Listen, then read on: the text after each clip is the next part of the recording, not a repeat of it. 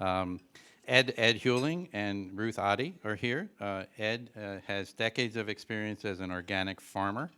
He is an innovator and a thought leader in developing methods to rebuild depleted cells and grow food with high nutrient density. He developed SBC's breakthrough fertility amendment over 20 years of rigorous testing, including a year-long partnership with a senior research scientist at USDA.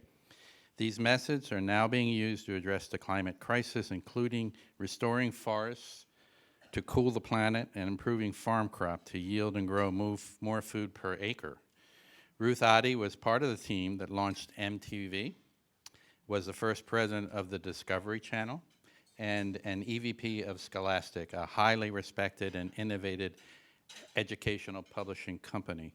She is Ed's wife and helps ensure effective communications, as all our wives do, project management, and partnerships that deliver on our promises to customers to help cool our planet. Your floor.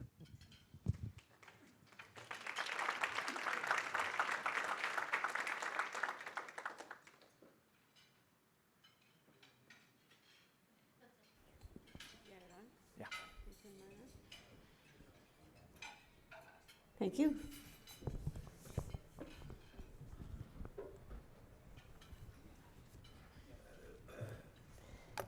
Thank you all. Thank you for the introduction. It's great to be here. I want to thank Peter Dawson for introducing us to the Chamber, and we have so many things to share with you today. I'm going to hop right to, but there's a couple of things I need to say. First of all, as Hal said, 23 years we've been at this with this never-stopping passion to ensure that our soils have the nutrients that then end up in the plants and the things we eat, because if it's not there, the chromium or the selenium or whatever, it's not in the soil, it's not in the plant, and it's not in us, and we need all these minerals to survive and thrive. So basically what we want to do today is tell you what we see happening in the world, particularly around the intersection of climate change and farming. And I want to say that we can only see through the lens of farmers. We're not climate experts, we're not scientists, we are simply devoted people trying to make food better and make farmers more productive and help to replant forests. And so we decided that, given that you're all adults, you run businesses, you run organizations, that we can share with you our interpretation of what's really going on. And some of that is not too easy to listen to, so we apologize in advance where you have some rough news in the beginning of this, but there are solutions that we have, there are many people working on these things. So we're going to share kind of our view of what's going on and then what we're going to do to try to make an impact, what our company is, where we're headed. So, we there? Did I forget anything? Sure. Okay. Oh, first of all, you obviously need to understand the problem before you can invent solutions. So we're going to start with that. You all know that, having run organizations and made things happen. So, Okay. Go ahead, Jerry. Thank you. It's great to be here, and we hope you enjoy your lunch and learn something here. So, humans have been caught up in a vicious cycle for the past 10,000 years, ever since agriculture began. That cycle destroyed many civilizations over that time, and it will destroy us if we don't find a way out of this cycle. We believe that we have developed part of the solution to do so, and that, as Ruth said, there's many other brilliant people working on this, but there's not much time, and there's not enough resources at this point being invested to solve these issues. So let me explain. Humans have been cutting and burning trees since agriculture began in order to open the soil to the sun. Our ancestors planted their crops in rich soil created by trees. As the population grew, they cut down more trees, and that is the trap. Because trees generate rain and they cool the earth locally and globally. So what happened every time is that over a period of at least hundreds of years, soil became more and more depleted. What this meant is that the amount of food that could be grown on a given plot of land kept decreasing as the population of that civilization kept growing. The solution was always to cut down more and more trees, faster and faster for more fresh land to farm. When they cut down trees on hillsides, rain literally washed the topsoil into the valleys and out to sea. The collapse of each civilization came when the size of the population and the deforested area grew large enough to disrupt the rain and to heat up the region to the point where a catastrophic drought and summer heat combined with the lower soil output caused crop failures at a level that caused starvation or migration of the population. When this occurred in tropical or semi-tropical areas, this destruction of soil and loss of rain became permanent as deserts as we know them now. So let's take a look at where we are in this historical reconstruction that Ed just shared with you. So there's recently, maybe a year ago or so, the IPCC reported the following. Do you know who that is? The UN Intergovernmental Panel on Climate Change. It's like 270 scientists from around the world, distinguished, very smart people who are monitoring many different aspects of climate change. Yeah, so go ahead and share the number. So it's a disturbing number. They've reported now that 46% of all the surface of the land area on Earth is now desert or arid wasteland, which basically means we can't grow food without assistance from irrigation or other assistance. So that really begs the question, how long can we keep on with this cycle before it's unsustainable? I think I should say that a lot of people cutting down trees weren't doing any harm as far as they could see. They were feeding their families, or they had made promises to a local store as a farmer and to deliver it. And even for me, I don't know how about you all, but this news that forests generate rain and cool the earth by literally exporting heat to the outer space is not something I knew. Like, I love trees, but now that I get that, every tree being cut is not getting rid of the heat and is not generating rain. That's a really big issue. So basically, there are many, many, many warnings about this. If you guys go on and look around, you'll feel worse than we've made you feel right now. You came for a nice lunch and to see your friends and people you care about, and here we are, like, with this heavy thing. But there's a lot going on to fix the situation, let me repeat. So basically, many, many scientists are warning now that what could happen when there is this catastrophic lack of water, lack of food, is disruptions in the order of society. People desperate, people leaving, stealing, doing whatever they have to do to feed their family. And many other experts are predicting, very sorry to tell you this, but that the Amazon rainforest now, which brings rain to the US in the West Coast, and it affects us, is so reduced and so shrunken in chunks all around that it could become a dry savanna. Like, literally, this rain generator could become desert-like. The other thing is that as we cut down trees, then the earth can't deal, then we could, suffer more rain shortages, basically. So you can read about this and you can see some of the impact of what's happened. But this is not just about the rainforest. The things we're talking about that trees do, like here in this area, we don't realize the problem because we have such magnificent forests. Every trip you take, you're seeing beautiful countryside, and those trees are doing this. They are getting rid of the heat for us, and they are generating rain for us. It'll tell you scientifically why. And we've now talked about this, Ed, so I'm going to pass that. So let us just give you the primer, because this is important to the next chapter. Yeah, so the simple story on trees is basically the sun shines on the tree, it hits the leaves are a little bit dark green, the leaves heat up, and just like water in a pan on your stove evaporates, the water inside the tree leaves evaporates.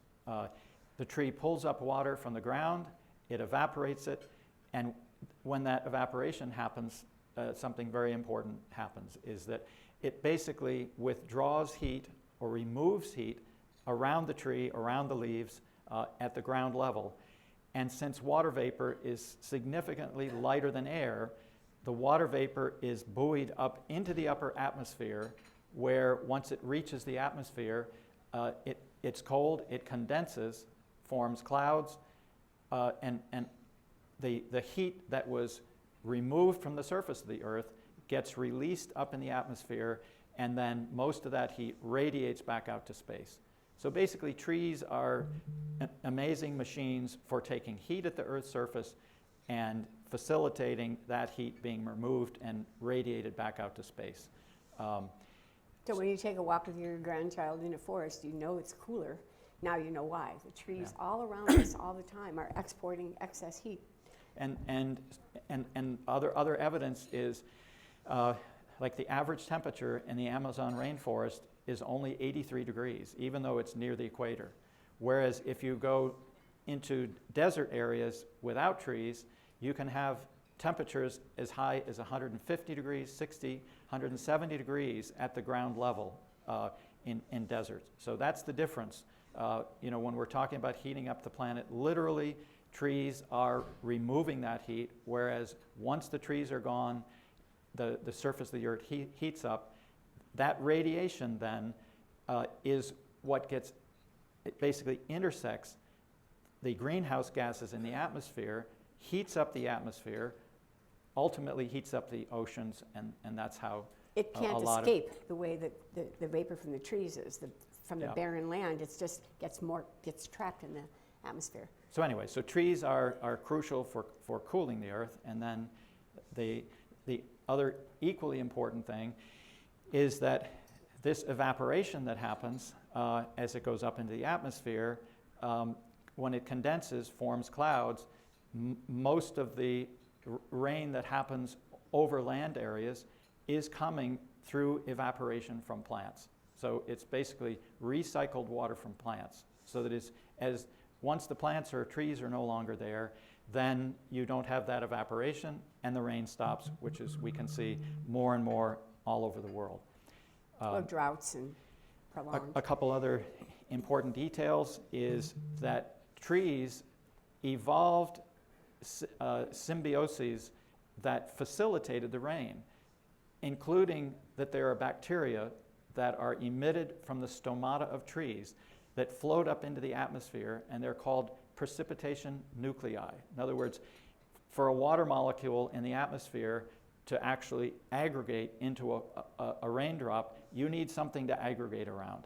And the bacteria that are emitted by tree leaves are those nuclei. So if you don't have these nuclei, then rain rain doesn't form unless the temperature is much lower.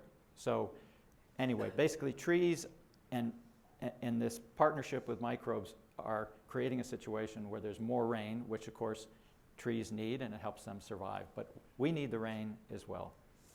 Okay, so to sum it up for you then, this Russian woman who's a leader in all of this says, forests are complex, self-sustaining rain-making systems. I mean, isn't that a beautiful summary of, we should have said that maybe first and we wouldn't have had to explain all this to you, but now you know there's all this, biology and thermodynamics and everything else underneath it. But the bottom line is we cut forests, we're interfering with the cooling of the earth directly, and we're helping stop rainfall. We're shortening the likelihood that we can have rain. So it is very serious when you look at the deforestation rates that are actually happening around the world. So just to close this topic now and go on, this one quote from the Rainforest Foundation in Oslo is just so beautiful to explain it. Humans continue to chop down rainforests into smaller pieces, thus reducing their ability to store carbon, cool the planet, produce rain, and provide habitats. So you can see this pink area that was all, destroyed. It's that a beautiful summary of what we just tried to explain to you. And then there's all kind of scientists so worried about certain rainforests around the world getting closer to when the loss of tree cover will finally push it past the point of no return, losing our greatest shield against rising temperatures. So that's the bad news. Okay. Ruth, let me mention one thing is you might say, well, how does one project like that, or even multiple projects, when there's still trees around, it's disproportionately important because Since water over land gets transported mostly from the ocean, then when you have significant areas that are breaking the continuity from that water vapor from the ocean onto land, at a certain point, you don't get water farther inland. And that's why, these big projects in the Amazon are beginning to be so significant that they're interrupting this flow of moisture deeper and deeper into the continents. Okay, so given this set of issues, we have to stay on our time track. So, and what we know in terms of being farmers for this many years, what are we doing? So we have two areas where we think that we can contribute. First is in restoring soil, restoring the richness and the aliveness of soil, which we've been working on for a very long time, to grow more food per acre. If we could grow more food per acre, then there wouldn't be nearly as much pressure to cut trees for fertile land. And then, secondly, in forests, our goal is to plant literally millions of trees. And to do so, giving it this nutrient base to start, giving it a strong, beginning of minerals and microbes and things that all plants need right at the beginning of the little baby trees' lives, so that we can obviously help the cooling and the rainfall that we've just been talking about. So the soil fertility story is a key part of this. Ed's been at this for 20 years, and over the last 4 years, working with you, Peter, as the DNR on the land in Hopewell and in Hillsborough and in Southampton, we've been doing really large tests of this soil fertility and its impact. So tell them just a little bit about this. Yeah, the first few years as an organic farmer, I really struggled because, soils are so depleted that when you try to grow crops without pesticides, then you've got insect problems and disease problems, and it was a real struggle. We thought you planted seeds and they grew. Oh. Soil science is so complicated, trying to diagnose why, and this aphid is here, and this, it was really, really challenging.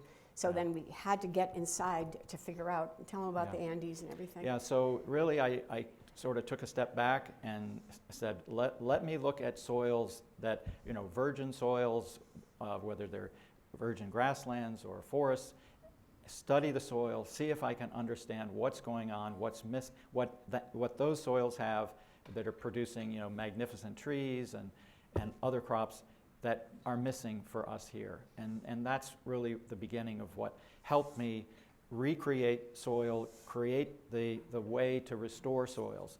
It turns out that there's literally thousands of species of beneficial microbes in healthy soil.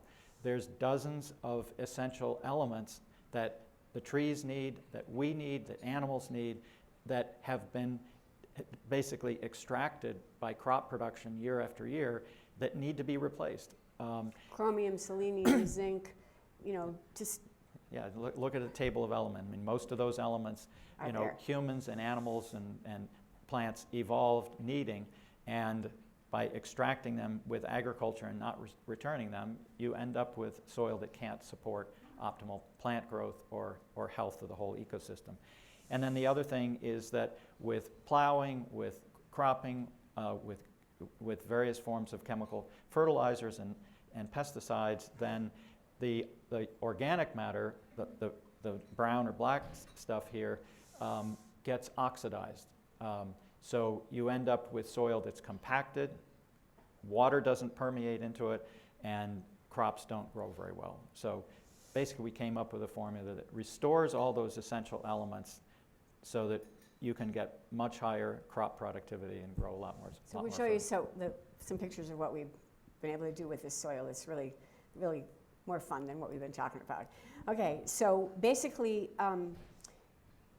at this point, I think you've said it all. You give them plants what they need in a form they can take it. The balance of everything is right. There's so much went into it. Over literally 20 years, we were growing these microgreens. So every week, he could vary some aspect, some mineral, some aspect of it, and then do a soil test, and then see, did it get into the plant or not, right? And is the plant, what kind of condition is the plant in now? So it was endless. It's like all we talked about, like, I died with the magnesium, and but it was tough too, because we didn't know we'd end up with something.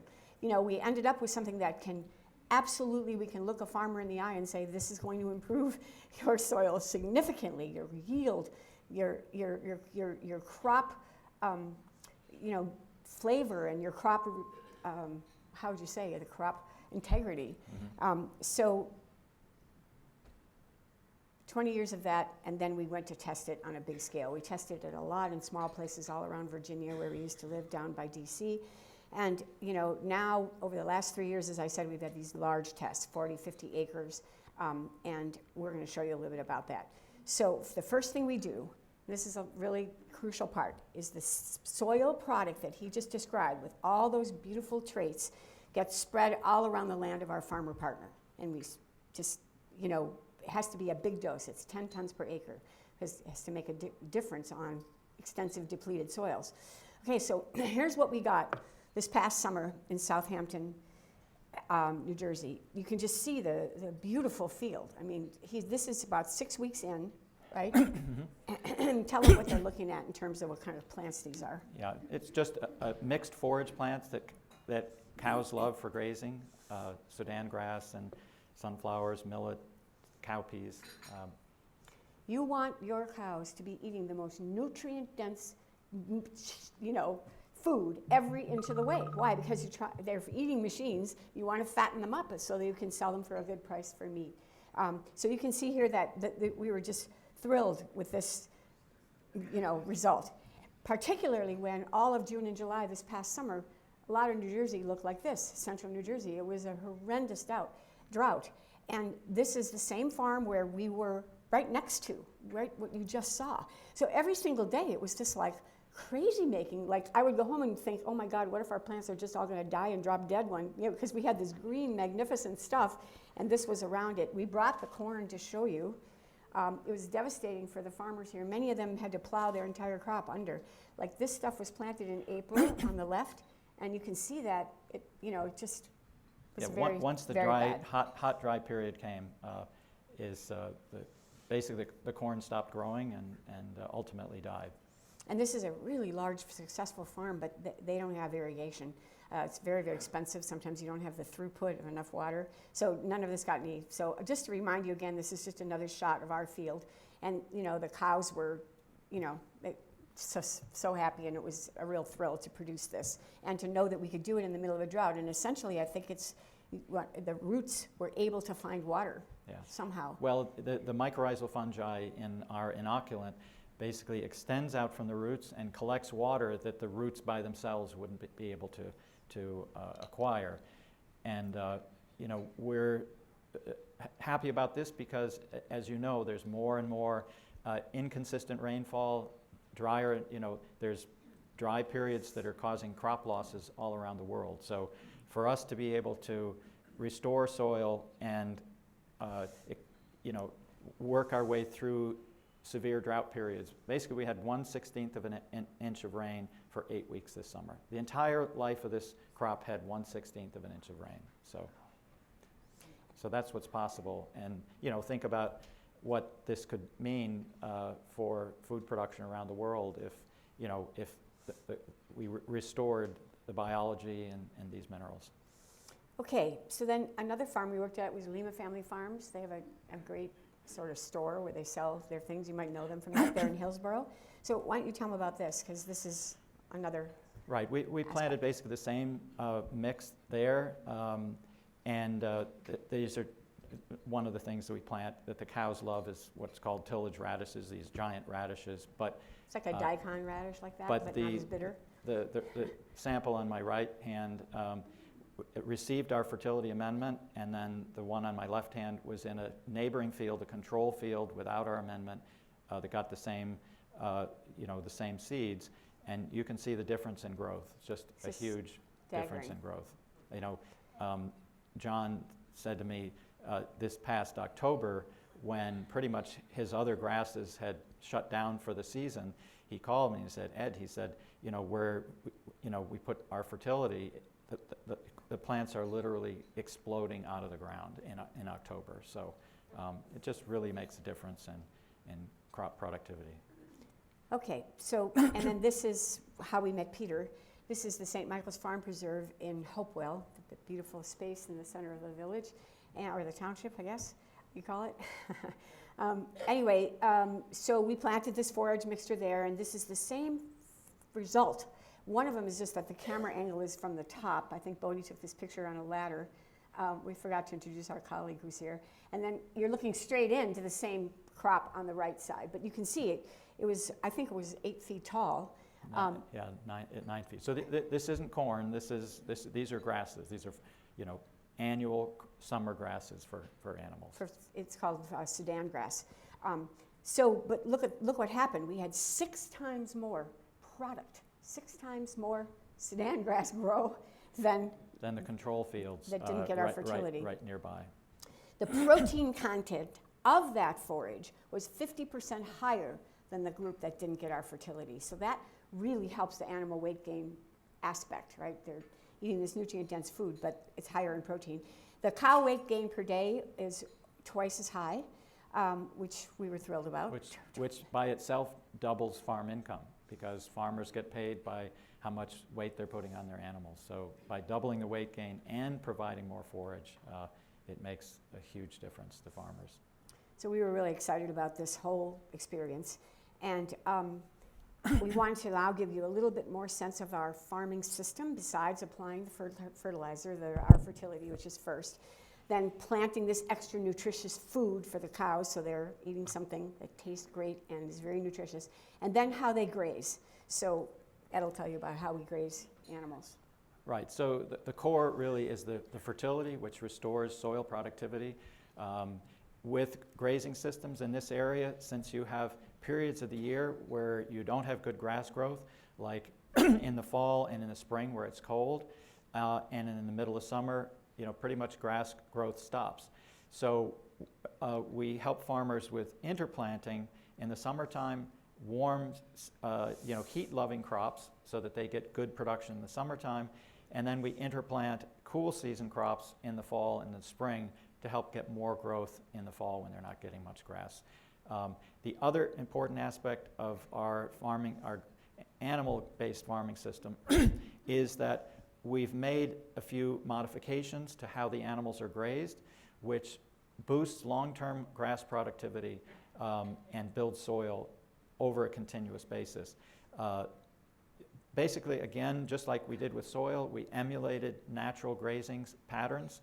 You have large herds of animals. They're tightly packed together. Like the bison and the Great Plains. Because you've got wolves chasing them, and in Africa you've got wildebeest with lions chasing them. And what this does is changes the animal behavior. It's as though they're competing with the cow right next to them for whatever grass is there. So they're, something that in a relaxed pasture where they can eat anything they want, where they're picking and choosing green shoots of grass out, in this environment, they're eating everything. So that most pastures around the world, what happens is they don't like a particular plant or call it a weed. That weed goes to seed, it propagates. Next year, you've got 10 times more of what the animal doesn't want. So, and then the other major thing is that animals, when they like a particular piece of grass, they're going to eat it down to the ground, and that's not good for the grass, is because it takes a long time for it to reestablish roots and regrow. In nature, chased by predators, that generally didn't happen because they didn't have time to do that, because there's a sense that they're being chased, so the whole herd is moving steadily, and you're not overgrazing the grass. So basically, we've just recreated a grazing pattern that elicits these natural behaviors, so they don't eat the grass too short, they eat all the weeds, and then over time... Or they bite the weed and spit it out, but it's still being cut. So that over the long period of time, we're increasing soil carbon, restoring soil, increasing grass productivity. So. Okay, we have to move. Okay, so we've had great results in all these, as you got a flavor for, I hope, out of what we just said. Kind of still reinforcing to us that we can make this argument. If we can grow more food per acre, then we can avoid cutting forests, which is a hugely important thing. Our business model with the farmers is that we pay for the fertility, and then over 5 years we share the upside with them 50-50 from the incremental benefits that you got from all these different components of the system. So we believe this is a game-changing opportunity, and we feel very compelled to build an organization that can scale this and get it out to a lot more people, in a very smart way, and make a contribution to the productivity of farms by, because it's so important. Our time is passing, so I'm going to tell you just a little about our reforestation part of our business. This looks like a lot of text, but don't worry, it won't take that long. Our goal is to restore the fertility in forests too. We've now tested the same fertility amendment that he has been describing to you in forests and seen the same kind of remarkable difference. We'll show you the pictures and the results. So, of course, it's all about reducing cooling, and it's all about rainfall. So we make an opening in the ground and fill it with our fertility, so that the young baby tree gets that directly and can sustain them against the competition that they're feeling right on the ground. We're also developing equipment make the planting more efficient and faster. And the revenue model here is to sell carbon credits to fund the growth of these forests. So I want to show you the results very quickly. In Mercer County, they were doing a multi-year study of planting new trees to see how they could learn about reforesting here. And so we met them, and they agreed to have us put our fertility on 100 of their trees, and then to pick a control group of 50 other trees. And they measured each tree and all that, and we did that. And you guys, there was a 71% faster growth rate to our trees than the soil without, the trees without our fertility. So it was a really exciting moment. Am I missed anything? No. No? Okay. So here's just a few examples. This is this a sycamore? Yeah. You can see on the left, let me go back. On the left is without our fertility, on the right is with our fertility. And then this is the sweet gum. Again, much more canopy on the right, much bigger. You can see here, this is a maple. Is it? Yes, the maple on the left is. Yes, 70% of all the trees had already died before we started this demonstration project, before we arrived. And that's not atypical for reforestation projects. It's the saddest thing. You can go on the internet and see people all over South America, all over Africa. You pay $1 and then MasterCard pays, to have a tree planted. But the die-off rate is 50%, because that baby tree can't survive. So it's just heartbreaking, because they're out there doing it, but if they had the right fertility, each tree could have a much, much bigger. The soil fertility level, it's the same depleted soil that we're growing crops in, and so trees are struggling in this as well. So 70% of the trees had died before we started, and during the 2 years since we started this, we've seen a continuation of the control trees. Probably another 25 or 30% of those trees have died, but we've seen not one of the trees with our fertility amendment has died. So we increase tree longevity as well as the growth rate of the tree. Okay, and then last piece, we took, John Lima gave us land, and we planted 12,000 trees last summer. On the left, without our fertility, the trees got to be about 18 inches to 24 inches tall, and on the right, 4 feet to 7 feet, and with our fertility on the right. You can see one of our employees here. Anything else I should say about this? No. Everything's the same. They're right next to each other. There's no difference. I might mention that this was all during the same extreme drought that we saw with the crop failure. So difficult year to grow anything. We did apply water to both the control trees and our trees a couple times, just during periods when we might have lost everything. But anyway, it was a difficult year, but you can see the difference when you have the microbiology. Okay, so you guys, the last slide, where's Alice? We're close to on time. So basically, it seems so obvious, right? As a world, we have to stop deforestation. We have to stop cutting down trees at the rate that we are, because of all the obvious benefits. We need to, number 2, restore soil fertility on farms so we can grow more food on the same amount of land and not need to cut down more forests. And then third, improve how we regrow forests. You can see by the survival rate. And also, Ed didn't say, we forgot, that most of the trees that are being planted around the world is 1 or 2 species. We're planting 20 species because that gives you a whole set of different birds and bugs and rodents and that follows so that the eventual forest will be biodiverse. But all these big over tree 90% plantations of all trees being replanted around the world are single species tree plantations, and that is not good ecologically. So it's like you're on the path to doing some good things as a world, but the tools and the philosophy behind it of just put the seed in is not enough in depleted soils. I hope we haven't overwhelmed you with the bad news. I really feel sad.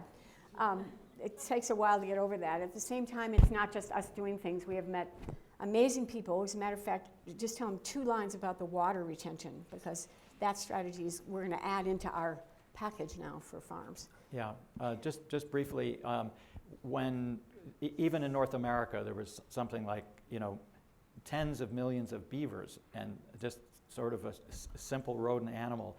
But what they did was they dammed up little streams everywhere and basically hydrated the land.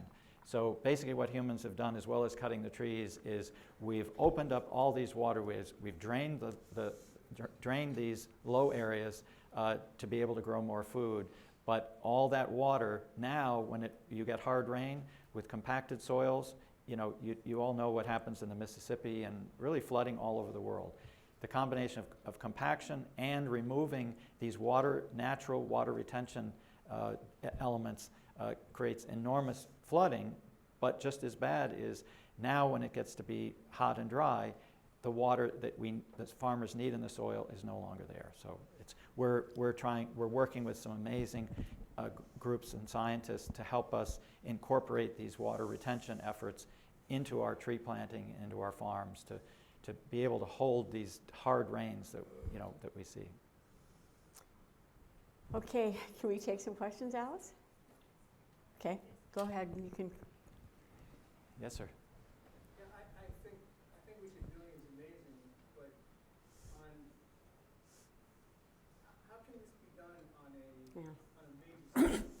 Yeah, we're going to need a lot of allies and help. When I think about just the area that drives me crazy all the time is when you go past all these large pharmaceutical buildings and they have acres of grass instead of having trees. To have green grass is expensive. It's bad for the water. It's bad for the soil, etc. So that's on a small scale. But on a large scale, how can this help farmers that are feeding billions of people, and what kind of production would be required to really make a difference? Yeah, it's a great question. It's the question. I would say that the most significant thing, and what I've been focusing on over the last 6 or 7 years in looking at how do we mitigate climate change, is I realized that fundamentally we have an economic problem. There are ways of restoring soil. It costs money, but farmers don't have the cash. So how are we going to, so that's an economic problem. And then we need to plant trees. That's an economic problem. So the way that we're addressing this is on the farming side, is to work with more and more financial partners that are willing to put up the front money so that we can then give that fertility to the farmer. They're going to make money starting in year 1. They're going to increase their revenue, and then we can pay the investors back out of the increased earnings. So fundamentally, the fact that we can take poorly performing soil and increase revenue, increase production by 300 to 500%, that gives money to share with people who are putting up the money to do this. So logistically, we're talking huge quantities of materials. That is probably what we spend the most time doing, is identifying all the sources of those materials, working out the logistics.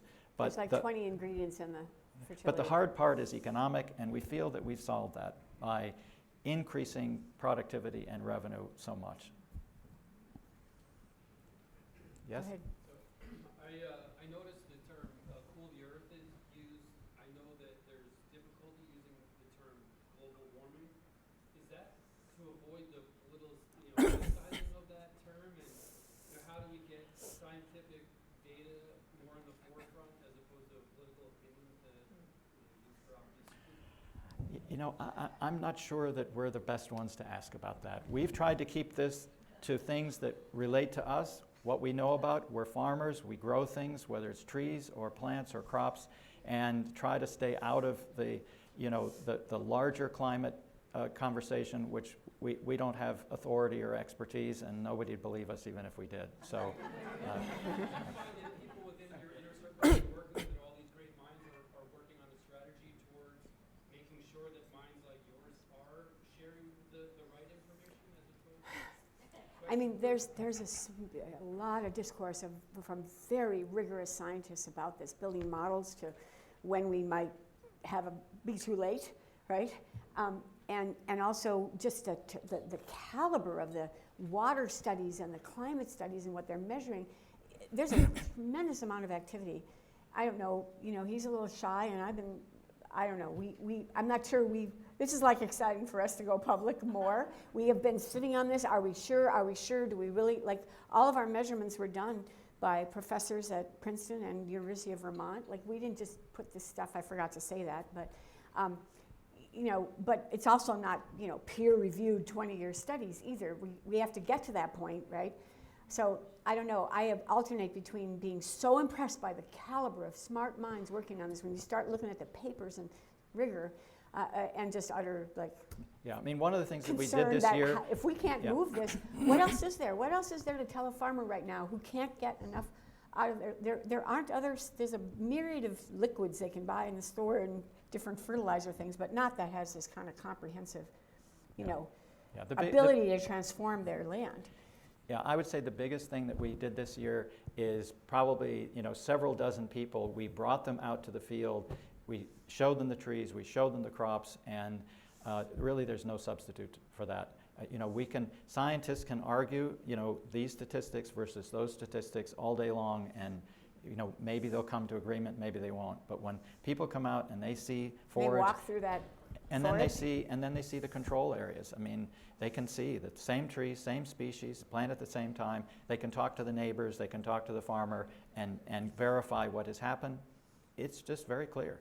So I think ultimately that is the answer. Thanks for the really good question, though. Go ahead. I'd call on somebody. Yeah. What might the role of genetically modified crops have to do with interacting with improved soil?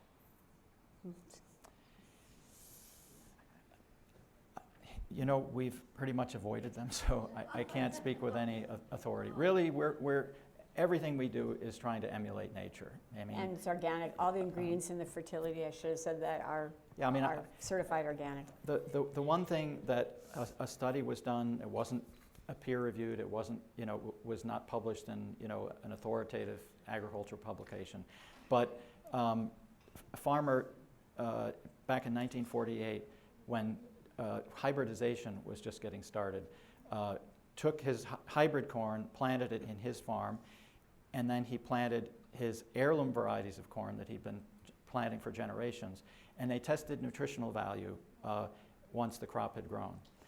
What he found was that the hybrids, which in many cases are bred to not need deficient minerals. In other words, as a farmer, farmers don't necessarily look at the soil tests or understand chemically what's going on. All they know is their yields are going down. So when a seed company, understanding this decline, breeds crops that no longer need minerals that are missing, then the farmer gets his yield back. The farmer's happy, the seed company makes money. The problem is nutritionally, we don't get the food and the minerals that we need. But anyway, so this study was done, and with these new hybrids that have been bred to grow in depleted soil, and those hybrid varieties were tested. They had 16 minerals in them. His heirloom varieties had 24 minerals. So the point is, even though the soil had the minerals, those new hybrid varieties were not taking up those elements so that you didn't have them. Whether you'd have another extension with the genetically modified. I mean, most of the genetically modified crops are modified to tolerate herbicides so that they can spray herbicides without killing their crop. They just kill the weeds. But we don't have a lot of experience on that. We got some people over here. Yes? Yeah. Where are you sourcing the new soil nutrients from? Is it from a scalable source? If you end up going to every plot across the country, you have somebody sourcing. Yeah, what we're doing is we have to stick with a region because it takes us months to develop sources of our materials that are close enough, since they're, with the volume, trucking is a huge issue. So we basically, when we go into a new area, we now have a new client in Texas with 20,000 acres, and it's going to take us several months to develop, materials within, let's say, a 500-mile radius. So there's some difference. They're the same materials, but different sources. In order, just as you say, it's got to be scalable and it's got to be close. So it's one of the areas of expertise that we have. Yes? She's had her hand up there. What is the cost per acre of supplementing the soil this way? And second question, what is your carbon footprint for producing?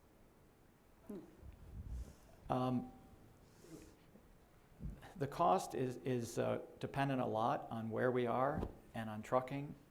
So it varies, but let's say somewhere between $800 and $1,200 per acre, just as a ballpark, is what the materials that we put on.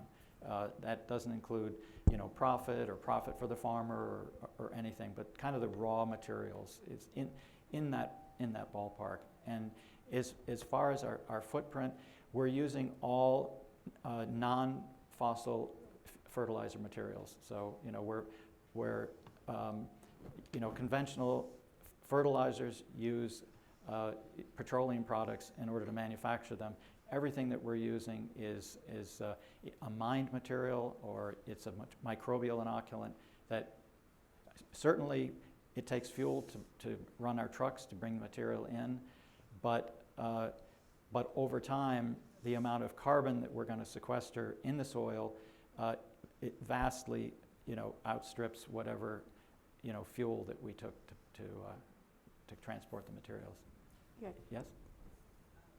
I wanted to ask, what are the big chemical companies who stand to lose a lot of business?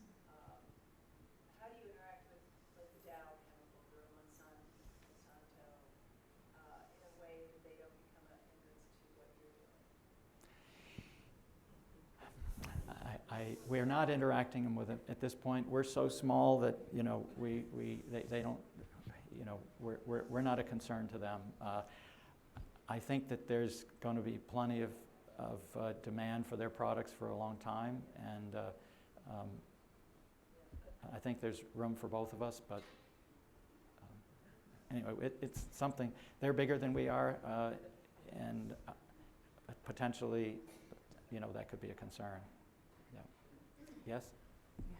You got people over here too, so Okay, don't forget. sorry. That's okay. Yeah. No, go.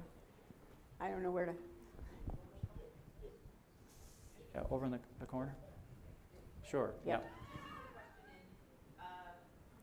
When you treat the soil, do you have to do this every year, or is it one time and then maintain? With our forage system, as long as the farmer takes our advice and plants some perennial legumes, which fix nitrogen, then it's basically a single application that is, we haven't been doing this for enough years to say it's forever, but with 10 tons per acre, we're putting an enormous amount of minerals on there, which will be solubilized by soil microbes over year after year.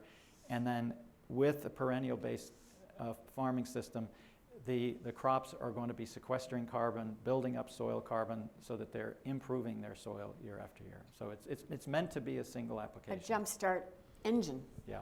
basically. Yeah. You got people here? That was my question. Okay. Great, Yeah. okay. Yes? I have a comment, actually. I think this is fascinating, and I didn't know a lot about your work and that kind of thing. I'm a producer of opera, and about a month and a half ago, I saw a presentation at Richardson Auditorium in Princeton that was absolutely amazing.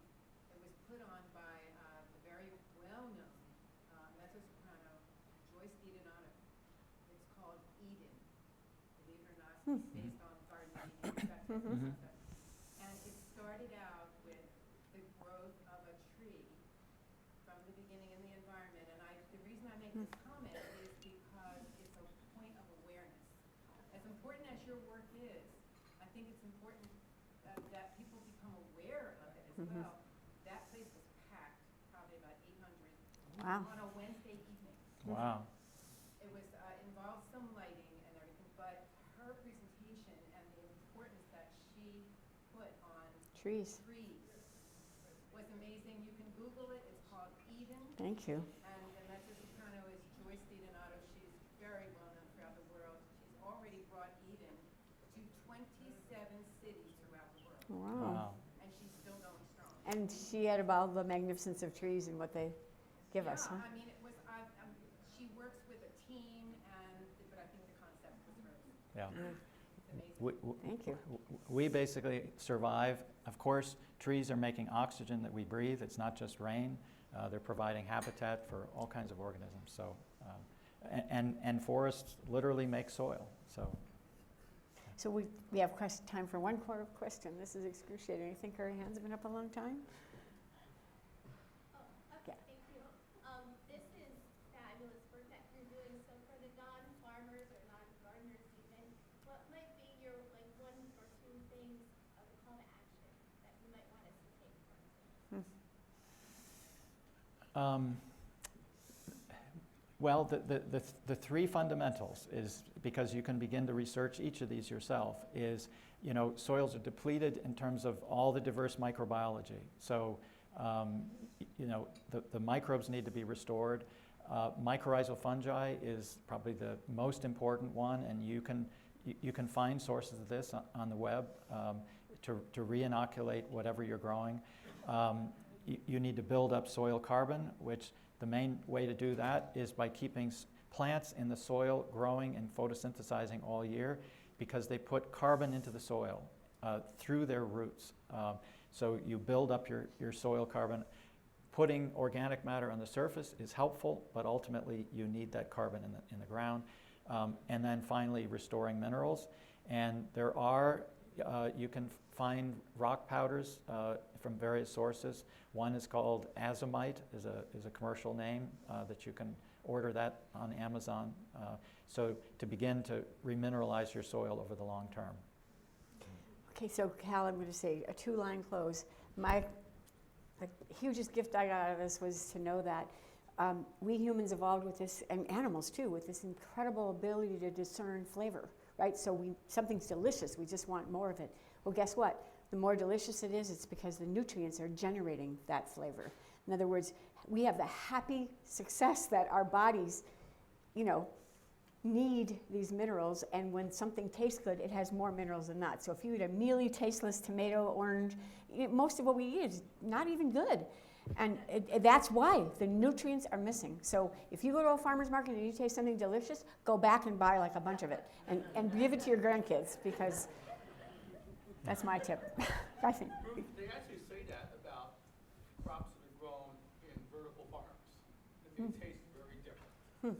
So my question for you is, because the way vertical farms are growing around the nation, even globally, have you been able to synthesize the minerals and nutrients in your product where it could be useful in a vertical farming type environment? The issue with vertical farming is that it's all chemical forms of nutrients. Nature is, soil in nature is biological. You have all this amazing intermediation by all the microbes in the soil that are trying to solubilize nutrients and make them available in a certain way for plants. They actually generate vitamins, they're generating antioxidants. For the plant. The microbes themselves. So that when you make a sterile agricultural production system, you miss all that. So food is never going to be the same as it is in soil with all the elements that are needed. This is really of interest to me because of the industry that we're in, which is data centers. Mm-hmm. And we're dealing with the law of unintended consequences. Mm-hmm. And data centers are